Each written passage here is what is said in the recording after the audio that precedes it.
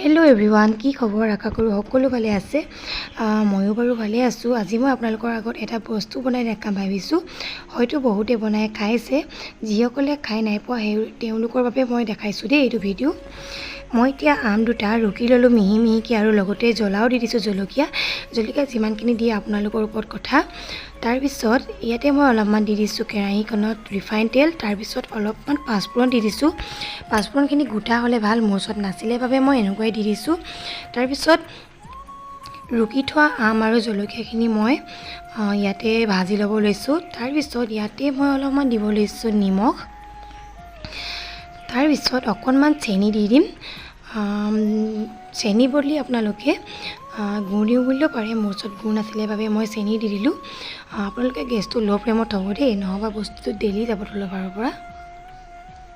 তাৰপিছত ৰং উঠিবৰ বাবে মই অলপমান হালধি আৰু জলকীয়া পাউডাৰ দিছোঁ। এইটো আপোনালোকে দিবও পাৰে নিদিবও পাৰে, নিজৰ ওপৰত কথা। মই কিন্তু দি দিছোঁ, দেখিবলৈ ধুনীয়া দেখিব অলপ।